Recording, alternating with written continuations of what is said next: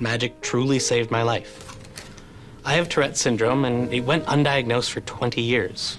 The grimacing and the head jerks, they're a compulsion. So I was ostracized and became sad and alone.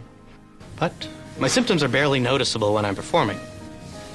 Focusing on the magic takes them away. I remember when I did a trick at school and every head turned. They were delighted and amazed. In that moment, I didn't just feel seen, I felt understood. When I met my wife, the first thing I did was a card trick. Then, bit by bit, I showed her who I am. All of it. She said it's okay, and that she loved me. Acceptance like that, it changes your life. We have 2 beautiful kids. My kids have Tourette's too, and they're also perfect in every way. Accepting them for who they are, it's like another chance. They stood in for Penn Teller, and they helped me get ready for Fool Us. And with their help, I'm as ready for Penn Teller as I can be. Put your hands together for Glenn West.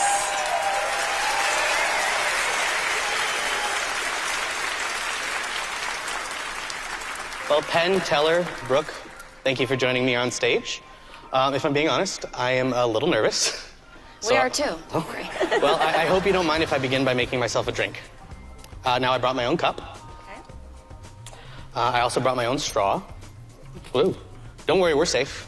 It's metal. I'm woke. And most importantly, I also brought my very own cocktail shaker. There we go. Now, so I'm sorry. We'll come back to the drink in a second. Just.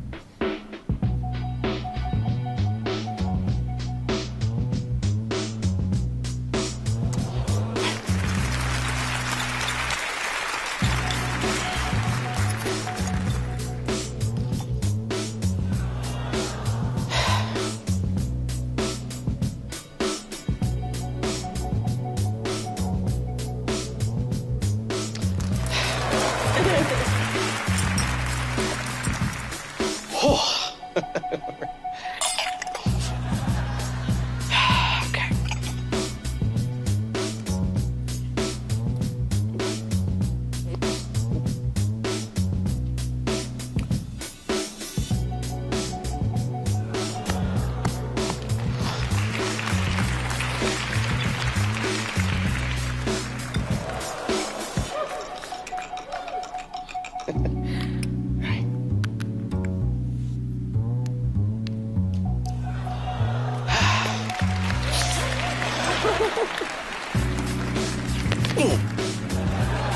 Stupid metal straw.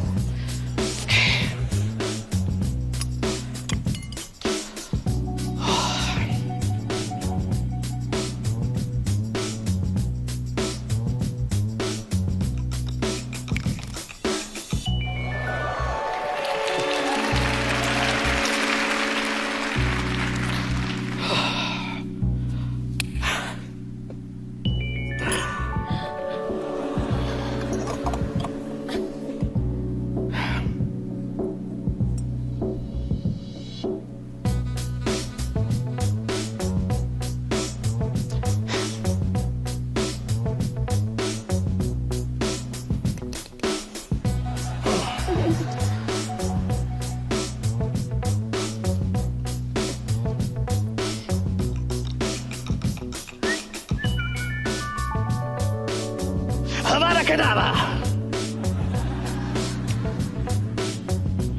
You know, I think I know why I can't make the cherry disappear. It's got nowhere to go.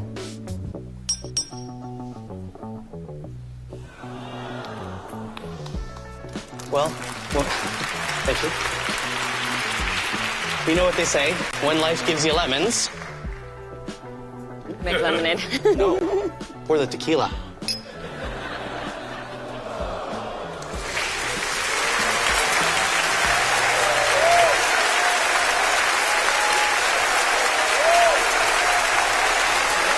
Glenn West, everyone. This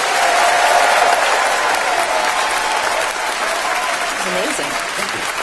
So magic is in your family. Yes, yeah. My dad did magic when I was a kid. So he would do like my birthday parties and my sister's birthday parties and also like Christmas parties for companies and stuff. And we also made my sister appear in a cardboard box on her own birthday once. Oh. What's it like growing up in a family like that?